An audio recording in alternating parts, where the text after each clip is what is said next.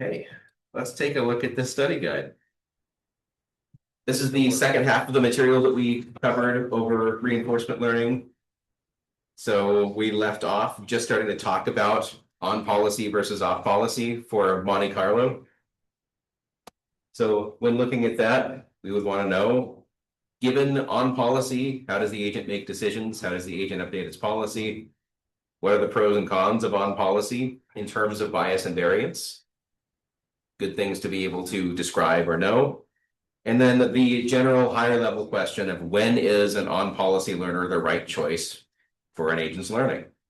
Be ready and able to give an example of where you would want to apply an on-policy learning environment. Yeah, I'm doing review both today and tomorrow, depending on what we see or get to today. So depending on, is that useful to people? We'll find out by the end of class, probably.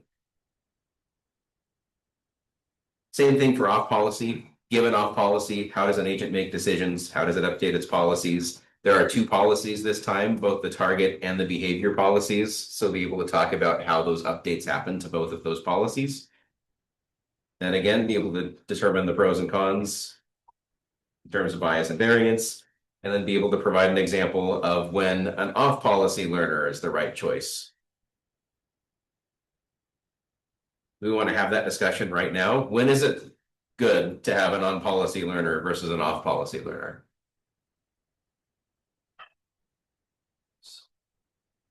Are we talking about like the on policy is the learn algorithm where it's then being in its competitive mode where it's Yeah, that would be the off policy's target policy for the when it is in competitive mode. Its behavior policy is going to be fairly random or not something that relays the intelligence that it has acquired so far. Yeah. On policy is really good if it's something that needs to start learning and optimizing as soon as it's launched or activated. Yes. So going back to the example of the stock market is an extremely good example because it needs to start learning now and do the best it can and to do so while still being able to learn and adapt on the fly. Yeah, the on the fly is the big part of that. It's needed for a lot of online learning. So if you are learning and performing at the same time, then there's no ability for you to really strip out one of those into two different policies. You're needing to learn and adapt on the fly. So it's something like I tell you right now that we're going to have a pickup game of basketball. You don't get to go home and practice. You don't get to do anything. It's just you're going to, even if you've never played it before, you're going to be learning while you are also performing. So how an agent interacts in that kind of environment is very much like how an on-policy learner is. I'm being judged right now while I'm learning the basics. So I need to incorporate that into how I learn. For off policy, I would say we're going to have a pickup game of basketball next week. And so you could then go home and try a bunch of things since it's not the scored event. You can play around with how do I get better at basketball over the course of the next week in preparation for the big events that we're going to have. And when you go do that, you're going to take in this case, the behavior policy is the one that's going to be while you were at home learning how to get better because you were not scoring yourself as you were doing that. The focus was on getting better. You were going to try some new things. Some of that was not going to go well, but it doesn't matter. You're not being scored. You learned that about that during your week.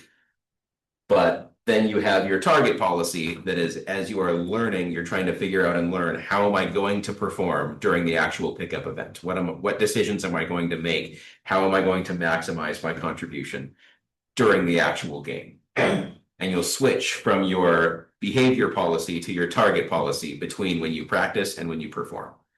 But you can't do that if you're in an online environment. You have to have an offline environment where the idea of practice is different from performance. So just being able to think of a good example of an environment where the environment is online, the environment is offline. We talked about importance sampling. So importance sampling was used in order to make updates to the target policy based on data that is sampled from the behavior policy. If you want to learn how to perform at basketball through the experience of practicing basketball, then the importance sampling is the conversion between the practice environment to the competitive environment. How are you mapping what you're learning to do in the practice environment onto how to perform in the target environment?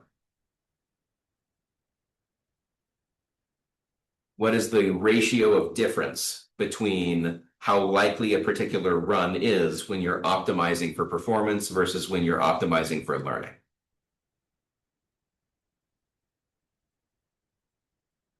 So importance sampling is used in on policy or off policy. Which one is it?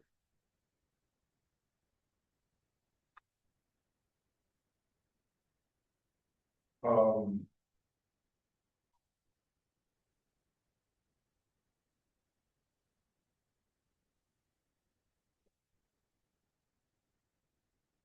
Policy. It is off policy. Yeah.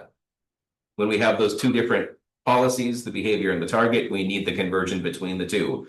We don't have those two policies in on policy, so we don't need to worry about it. So, as again, be able to provide an example of when that would be beneficial in a learning task. We talked about weighted importance sampling versus ordinary importance sampling. How do those relate to how returns are calculated in the Monte Carlo simulation? Will be important. Bias and variance. We talked a bit about these two ways of measuring error. So it's well, not two methodologies, but two reasons that error could exist. So bias was kind of an under approximation. The underlying data was more complex than what we took, than what we assumed. And variance is from overcomplicating it. They're inversely proportional to each other. If you're going to go reduce the bias, you're going to increase the variance. And if you're going to reduce the variance, you're going to increase the bias. We talked about irreducible error as something that is embedded within the actual data and not necessarily something that's about any assumptions you're making about the data. Then being able to tie bias and variance into ordinary importance sampling. So why does that have no bias but unbounded variance? Why does that make sense? We went into temporal difference. How does temporal difference differ from Monte Carlo? Be able to do things like the drive home example to be able to compare and contrast how Monte Carlo works versus how temporal difference works, about how they update. We talked about some advantages and disadvantages about using temporal difference instead of Monte Carlo. So look at the windy grid world example for that. We also talked about batch updating. When would we use that in practice when we don't have enough data to make a reasonable conclusion from the sample size of the data? How can we still make some kind of conclusion from limited data? How did batch Monte Carlo and batch temporal difference differ? Then we went over the couple of temporal difference algorithms, SARSA and Q-learning. Be able to talk about SARSA. How does SARSA work? How is it the on-policy temporal difference algorithm? And be able to describe when SARSA would be a better algorithm to use than Q-learning. Exactly the opposite for Q-learning. What is it? How does it work? Why is it the off-policy temporal difference learning algorithm? When would you use Q-learning instead of SARSA?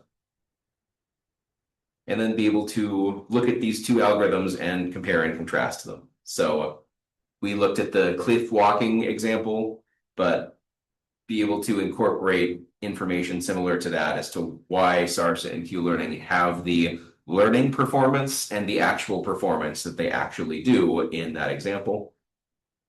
So why does each algorithm perform the way it does? What are lists of pros and cons for each approach?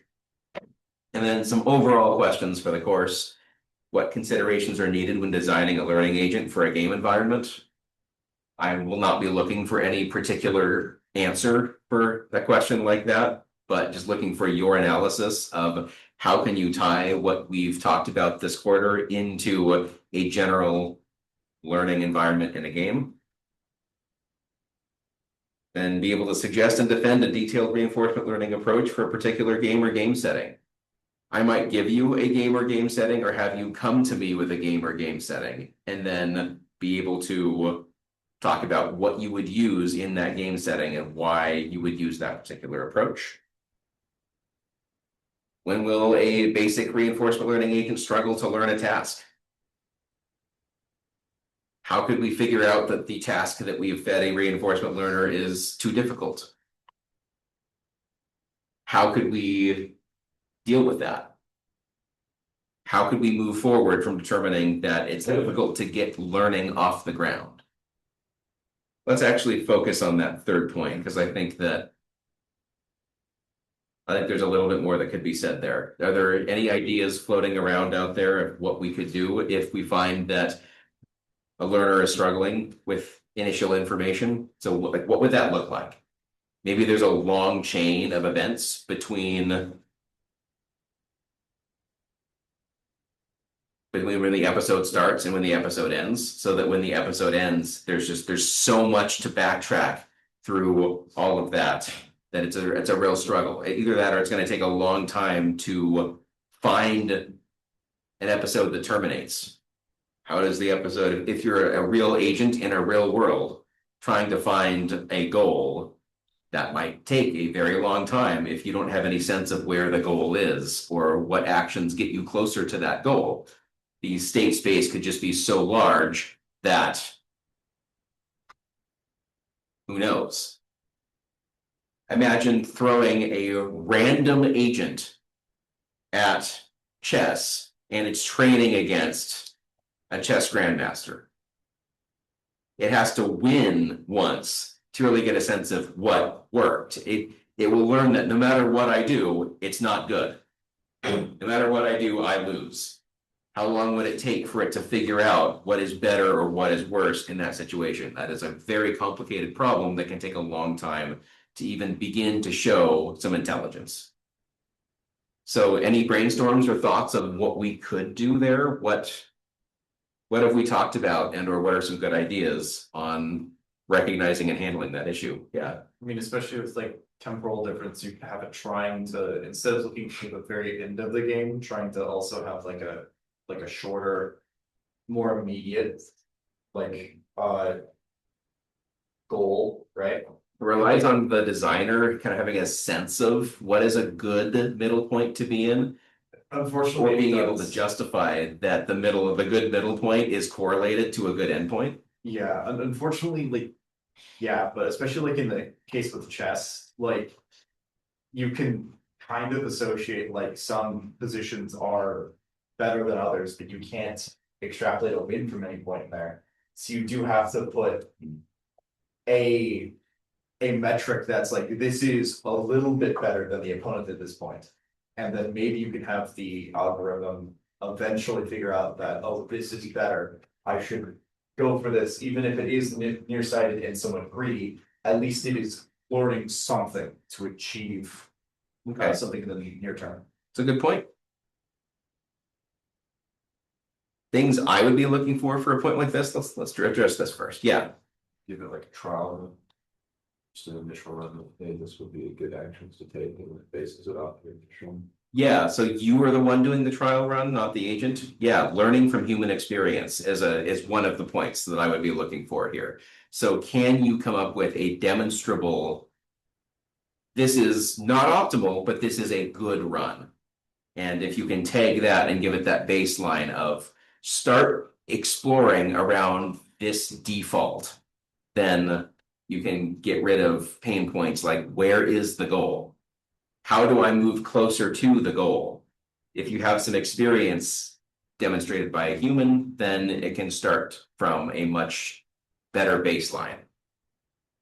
What else? What else could do that? So learning from human experience, great.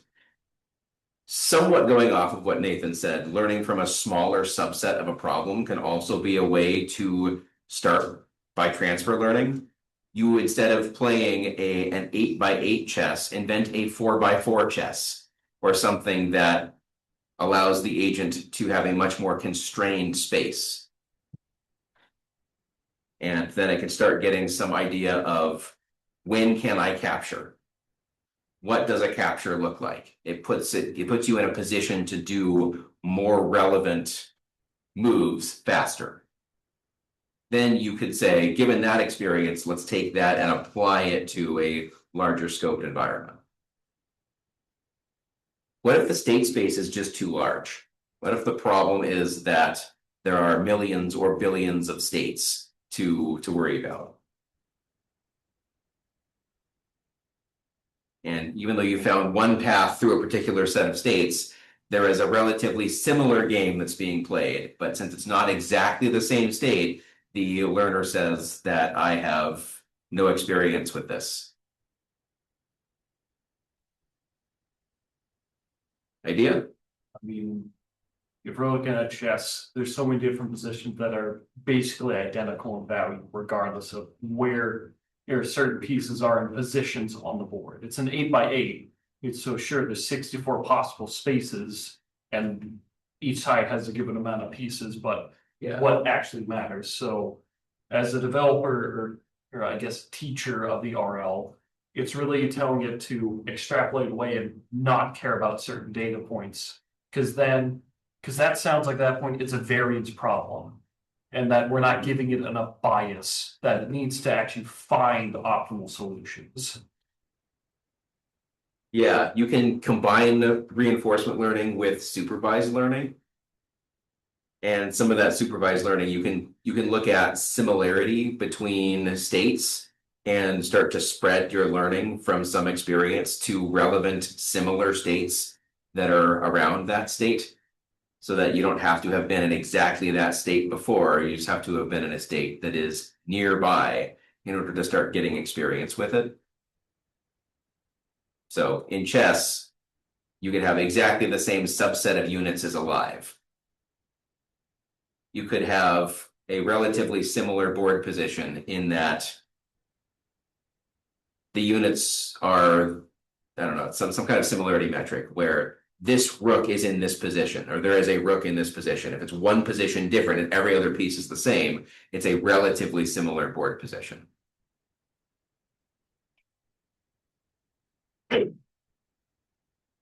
So those would be ways that we could make learning a bit faster.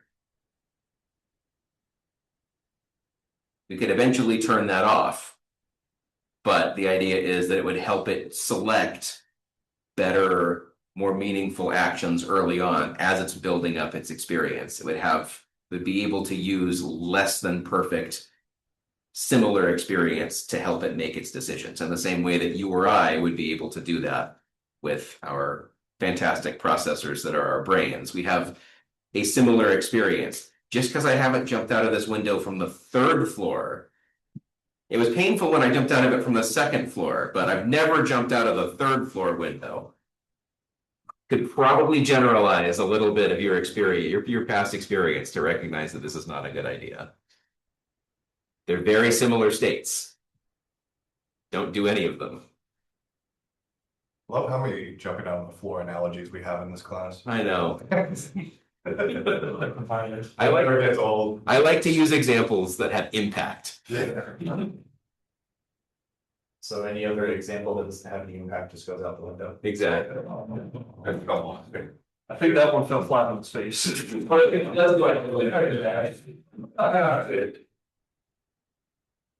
floored by that station. I think we should throw this one out. So what do we think? Are there other questions? I basically am going to design an exam around these ideas, but are there any deeper questions on any of these points that I could either go back to slides and give you some, tie this back into the slides that we've seen, give some examples of something? What is least clear, or you can't tie it as well to your own experience the way that I could better discuss or prepare you for? I guess it's F1 and 2 is what I'm really looking at, because I could see that being a very long. Sort of like story problem that you're Yeah. trying to figure out, because one could easily lead, F1 could easily lead to F2. Mhm. Because you choose it, but now you have to defend and justify why you're choosing that agent in that Mhm. specific environment. Yeah.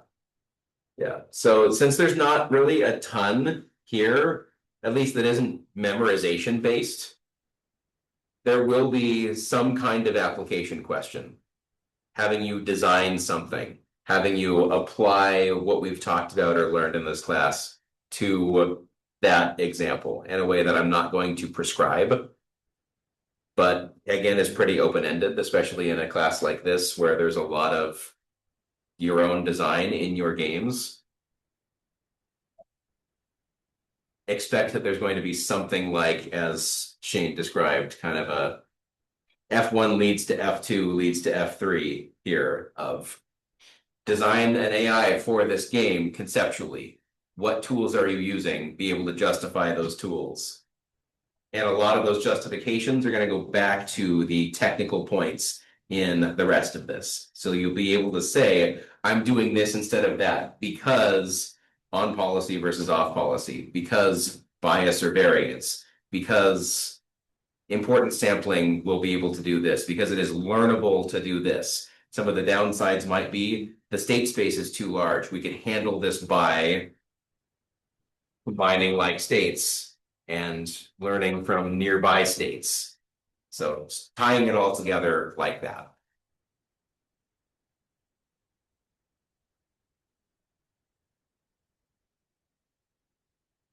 Anything else? What else we have? Questions?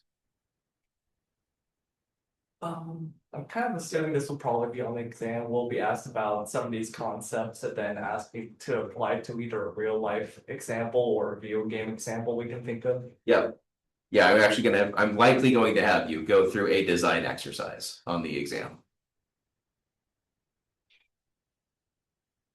And just be able to, I won't have you implement anything, but I want you to design what the solution would look like and be able to discuss the benefits and detriments of your proposed solution.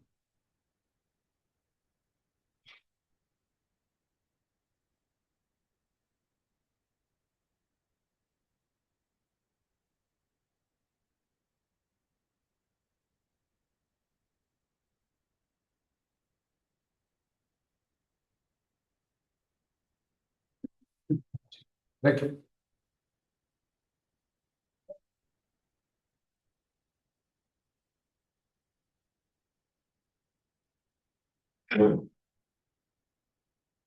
We got any questions? Everything feel like either it makes sense or it's studyable? Did anyone use any extra resources for any of these concepts? What do you feel like either there wasn't enough support for, you could use extra resource for?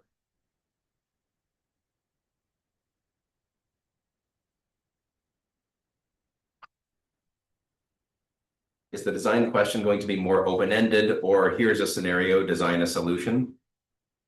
I would say be prepared for either. I typically like to be more open-ended when I can be open-ended.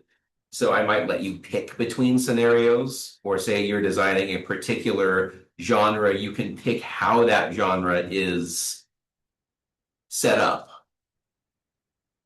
the actual implementation, but I might hold the genre constant, or I might hold the RL style and say, we're going to implement this, design a game around this idea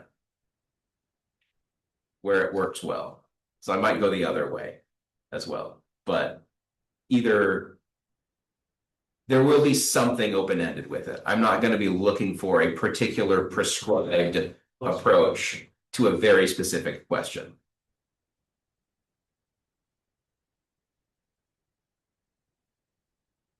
Yeah. Have you written the exam yet, or has that gotten shoved off to being like a Thursday problem? It is mostly written. Okay.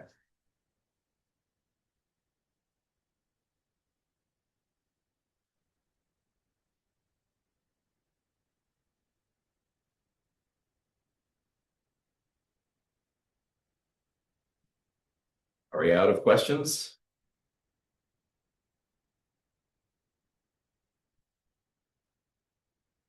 Right, well, if I will come back tomorrow as well. I'm not necessarily saying that we can spend some time and I will stay in here for the duration of the class to answer any review related questions or launching related questions. But my recommendation for that would be to get started early for your reviews. And if you have somewhere better to be or something more important to do, you can go do that. And I will ask the same question at the beginning of tomorrow's class, in case you've had a chance to look at or think about what I can do to better help you prepare for Friday's exam.